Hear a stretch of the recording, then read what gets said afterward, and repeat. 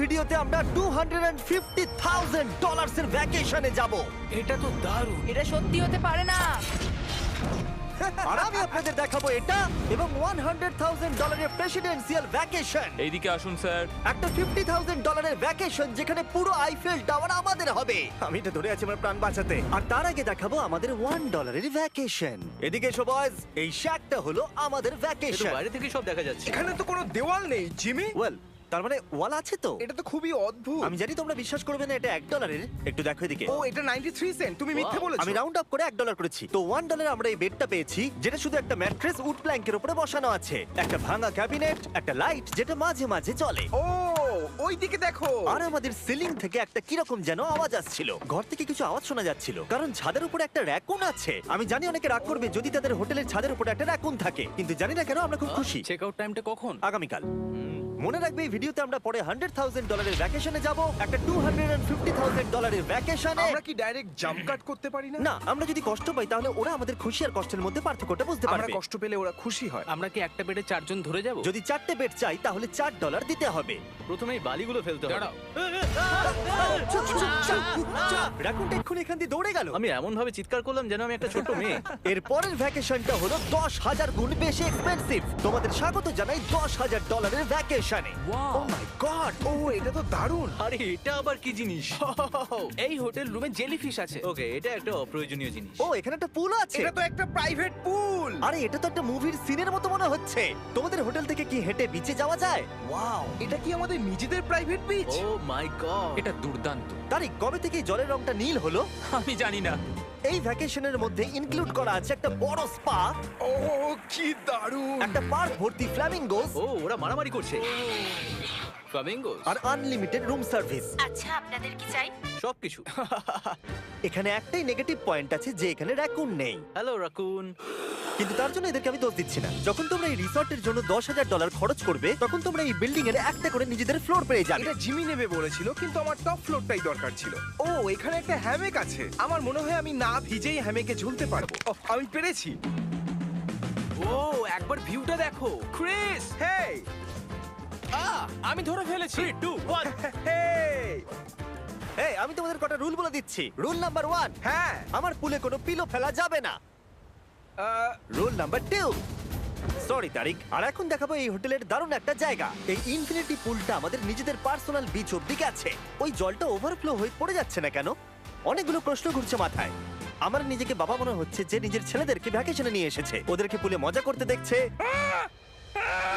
এই $10,000 এর ভ্যাকেশনটা দুর্দান্ত ছিল, কিন্তু ততটা দুর্দান্ত নয় যেটা আমরা পৃথিবীর অন্য প্রান্তের ভ্যাকেশনে গিয়ে পাবো। এবার আমরা আছি $50,000 এর ভ্যাকেশনে, সেটা হলো প্যারিসে।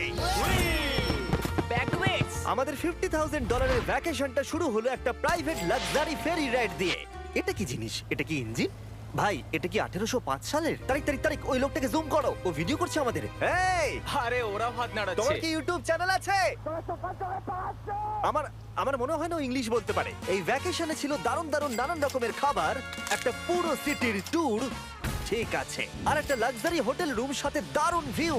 বেশ রোমান্টিক লাগছে, তাই না? হ্যাঁ, তোমার চ্যানেলের কিস করা উচিত।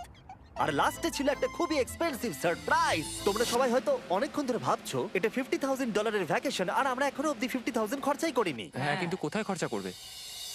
তোমাদের পিছনে ওটা তো আইফেল টাওয়ার। আগে হ্যাঁ, আর এখন এই পুরো আইফেল টাওয়ারটা আমাদের। দাঁড়াও, সত্যি? হ্যাঁ, 50,000 এর টাওয়ারে কোন পোরশনটা পেয়েছো? মোটামুটি পুরোটাই। ও মাই গড। এখন আমরা আইফেল টাওয়ারে আছি। আমার মনে হচ্ছে তুমি মজা করছো। না, আমি মজা করছি না, এটা আমাদের। এখানে আর কেউ নেই, আমাদের সোজা লাইন ধরে যেতে হবে। আশা করি এটা লিগ্যাল হবে। বেশিরভাগ সময় এই জায়গাটা লোকেদের ভিড়ে ঠাসা থাকে, আর যেহেতু এই জায়গাটা এখন পুরোপুরি আমাদের, তাই এখন আমরা এই টাওয়ারের একদম টপে যাব। আমি কথা বলছি একদম টপের। বয়েজ, অনেক মজা হয়েছে, এবার সামনের দিকে এগোনো যাক। কিছুটা যাওয়ার পর আমরা থামলাম ফার্স্ট ফ্লোরে, যেটা 187 ফিট ওপরে, যেখানে আমাদের জন্য অপেক্ষা করছিল ওয়ার্ল্ড ক্লাস রেস্টুরেন্ট। এই পুরো আইফেল টাওয়ারটা ভাড়া নেওয়া সত্ত্বেও ওরা আমাদের রেস্টুরেন্টের একটা কোণেই বসতে দেবে। আইফেল টাওয়ারের একদম টপ থেকে এই এলিভেটরটা নিচের দিকে নেমে আসছে। আমার ভয় করছে। Open sesame. Thank you. আমি এখান থেকে আমার বাড়ি দেখতে পাচ্ছি। আমরা ফ্রান্সে আছি। আমি এখান থেকে আমার হোটেল দেখতে পাচ্ছি। দেখো আমরা কত উপরে চলে এসেছি। আরে আমার বাপরে। কানগুলো পপ করছে। আচ্ছা, আমরা এখানে এখন কি করছি? ও মাই গড, আমরা তো এখান থেকে গোটা শহর দেখতে পাচ্ছি। ভাই এটা তো দারুণ। তারিক, দেখো আমরা এখনো কত উপরে যেতে চলেছি। ভাই, আমার মনে হচ্ছে এটা শেষই হবে না। মিথ্যে বলবো না, মনে হচ্ছে আমরা এখনই টপে আছি। আমরা এবার উপরে যাচ্ছি। এবার আমরা টপের দিকে যাচ্ছি। আমার মনে হয় এটাই পৃথিবীর টপেস্ট বিল্ডিং। আমি কি এখন ঝাঁপ দেবো? না, একদম নড়বে না। চলে এসো বয়েজ, আমার পিছনে এসো। এখান থেকে আর কোনো এলিভেটর নেই, শুধুমাত্র সিঁড়ি আছে। ও, এখানে তো খুবই হাওয়া দিচ্ছে দেখছি। আমরা অনেক উঁচুতে আছি। ও মাই গড! ও মাই গড! ও, তারই ক্যামেরাটা ফেলে দিও না জানো। আমরা প্রায় 900 ফুট উপরে দাঁড়িয়ে আছি, সব থেকে হাইস্ট পয়েন্ট যেখানে টুরিস্টদের অ্যালাউ করা হয়। কিন্তু যেহেতু আজ রাতের জন্য এটা আমাদের, তাই আমার কাছে একটা সারপ্রাইজ আছে। দরজার পিছনে কি আছে বলো? সিঁড়ি। না মানে আমি বলতে চাইছি, তুমি কি করে জানলে? আমরা সিঁড়ি দেখতে পাচ্ছি। একদম ঠিক, এখানে আরো সিঁড়ি আছে, কিন্তু এই সিঁড়িগুলো আমাদের একদম টপে নিয়ে যাবে, যেখানে কারোর যাবার অনুমতি নেই। আরে বাপ রে! ও মাই গড! ও মাই ভাই। গড! আমাদের এখানে আসার অনুমতি আছে? আমি জানি না সেটা। ও হো হো হো, এটা ভয় পাই দিয়েছে। এখানে রেলিংটা তো আমার মাত্র কোমর অবধি। আমি এটা ধরে আছি আমার প্রাণ বাঁচাতে। আমি এখন বুঝতে পারলাম যে ট্যুরিস্টদের কেন এখানে আসতে দেয় না। একজন নিচে দাঁড়িয়ে থাকা ক্যামেরাম্যান আমাদেরকে জুম করে ক্যাপচার করবে। ও 1 মাইল দূরে আছে।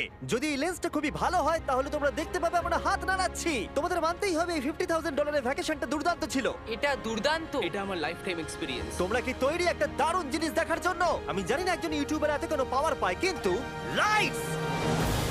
ও, এবার দেখো, ও মাই গড! মনে হচ্ছে কোনো ডিসকো শো। কি দারুণ! গাইজ, আমি জানি না নেক্সট কমেন্টে কাজ করবে কিনা, কিন্তু সব লাইটগুলো অফ করে দাও। এই টাওয়ারটাকে পুরো কালো দেখাচ্ছে। পুরো আইফেল টাওয়ার অন্ধকার হয়ে গেছে। আচ্ছা বলো তো, হাজার হাজার ফ্রেঞ্চ পিপল এখন কি ভাবছে? তাদের এই টাওয়ারটা নিয়ে নেওয়া উচিত। জানি না কেন ওরা আমাকে এতটা কন্ট্রোল দিয়েছে। এবার আমরা যাব সুইজারল্যান্ডে $100,000 ভ্যাকেশনে। কিন্তু এটা কোনো সাধারণ ভ্যাকেশন নয়। এই হোটেলের আছে 2 ইঞ্চি মোটা বুলেট প্রুফ উইন্ডোজ, একটা প্যানিক বাটন যেটা টিপলে গোটা বিল্ডিংটা লক হয়ে যায়, আর টাইট সিকিউরিটি। কারণ এই হোটেলে পৃথিবীর বড় বড় নেতার প্রেসিডেন্টরা ভ্যাকেশনে আসে, আর সাইডম্যানও এই শহরেই ছিল। তাই আমি ডিসাইড করলাম তাদেরকে ডাকবো।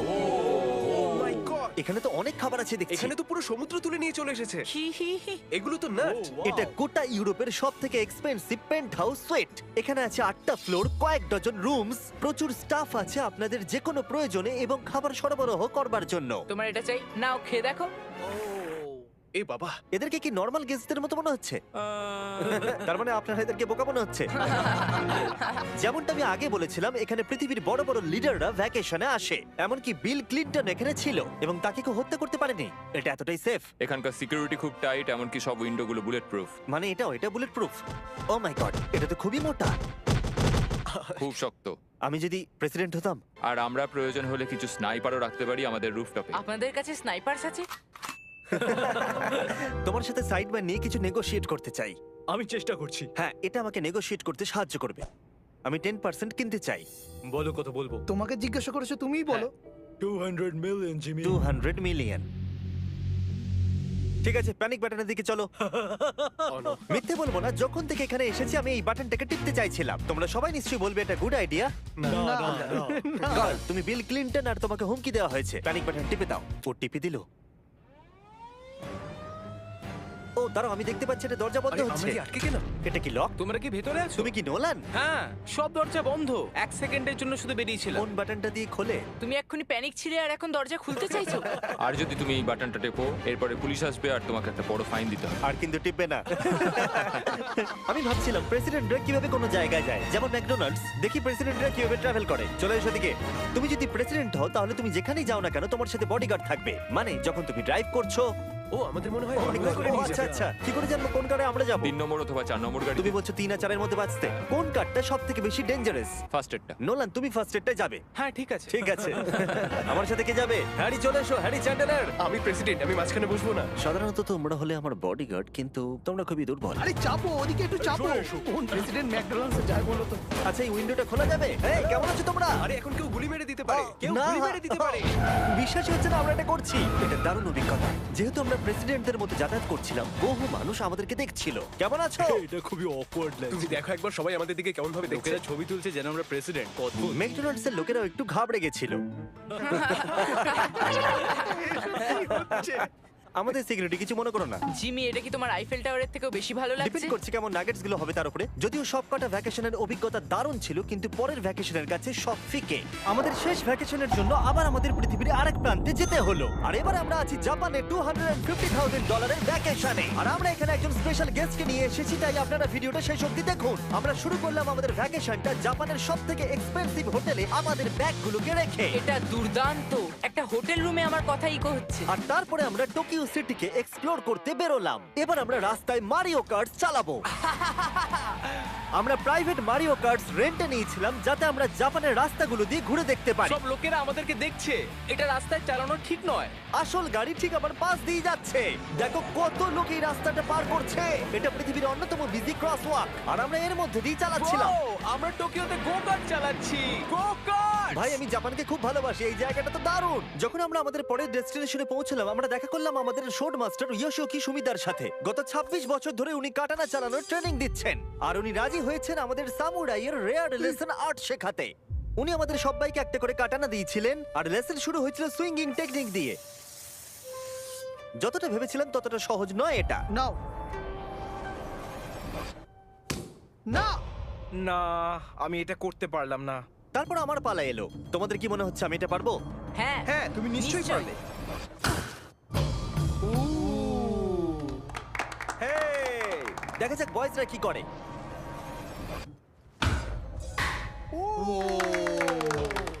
এটা আমি কিভাবে করলাম?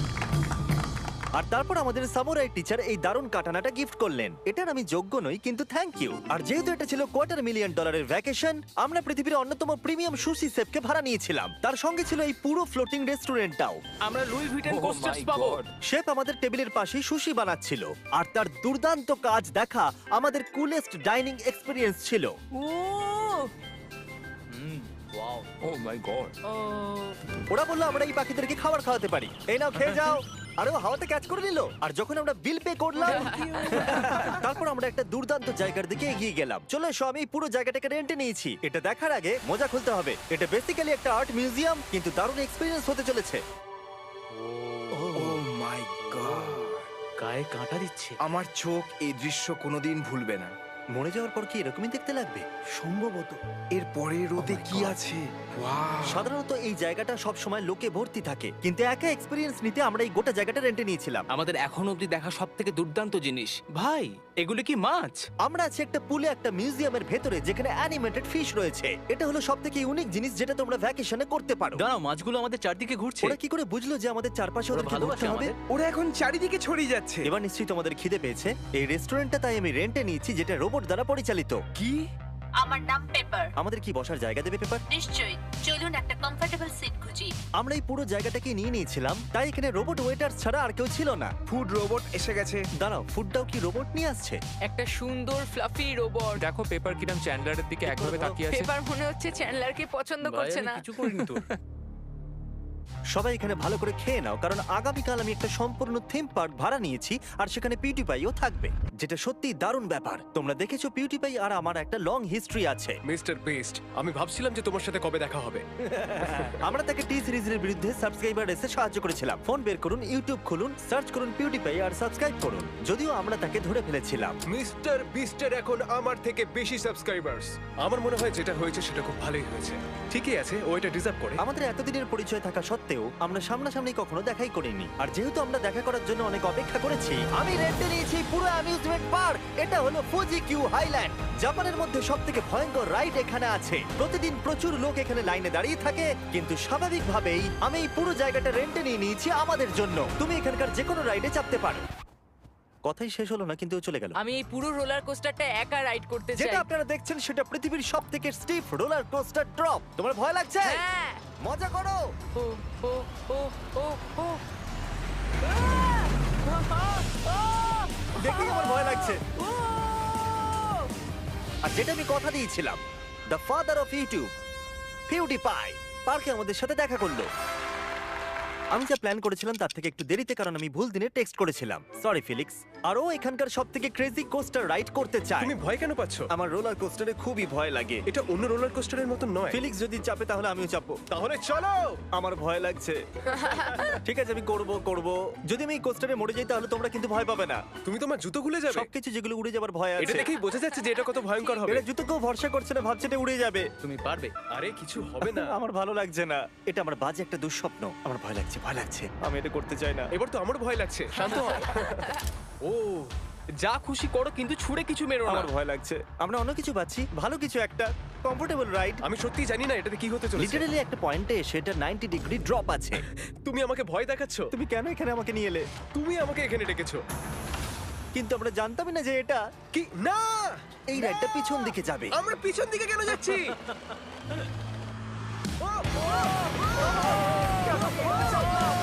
ও মাই গড, আমরা তো ঘুরছি। এটা দুর্দান্ত। এটা সবথেকে ভালো রোলার কোস্টার। ও মাই গড, ফিলিক্স, আমরা এক্ষুনি কি করলাম? আমি কাঁদছি। সবথেকে ভালো রোলার কোস্টার। আমার চোখ দিয়ে এখনো জল বেরোচ্ছে। তোমার সাথে দেখা করে খুব ভালো লাগলো জিমি। এবার আমি যাচ্ছি। হ্যাঁ, তুমি তো একটা ছোট্ট বাম্পার সাথে কত জোরে চিৎকার করছিলে। কি? Thank you. আমার মনে হয় না যে চুই পরোটা আগে খেয়েছি। এটা হচ্ছে আমাকে বিরক্ত করবার জন্য। তুমি এটা কি করছো? ফিলিক্স, তোমাকে বিরক্ত করার জন্য আমি দুঃখিত। তা বলে তুমি এরকম করতে পারো না। এটা বেশ ভালো। হ্যাঁ, সত্যি ভালো খেতে। এটা ছিল আমাদের $250,000 ভ্যাকেশন। ফিলিক্স, তুমি কি ট্রানজিশনটা করবে? Bro feast.